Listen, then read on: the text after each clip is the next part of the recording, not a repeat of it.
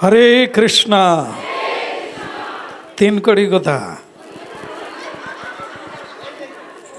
আচ্ছা, বউটা কথা?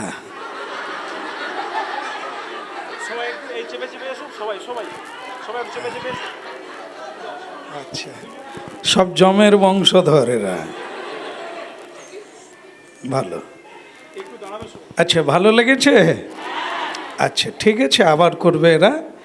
আর মেয়েরা একটু দূরে দাঁড়াও না।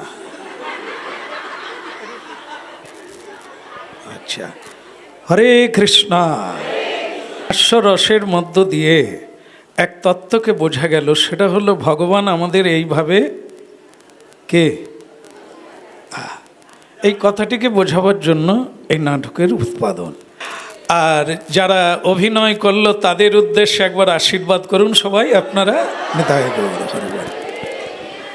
আচ্ছা, যে মেয়ে হয়েছিল আপনাদের আশীর্বাদে ছেলে হয়ে যাক।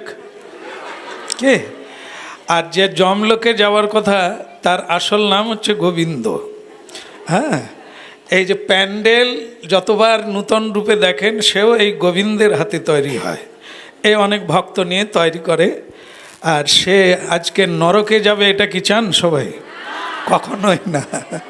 কৃষ্ণ ভক্ত খুব সকাল সকাল উঠেই গোবিন্দের সেবা কাজ করে।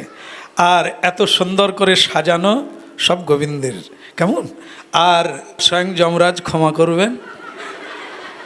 হ্যাঁ, সুন্দর। আর দুটি মা আগে আসো। হ্যাঁ, এ নাটক করবে না আবার, এবারেই একে মেয়ে সাজানো হয়েছে। হ্যাঁ, যে খুব খুব সুন্দর। আচ্ছা, এদেরকে রাখি দিয়ে আমাদের সঙ্গে বন্ধন হয়ে থাক, ভক্তদের সঙ্গে বন্ধন।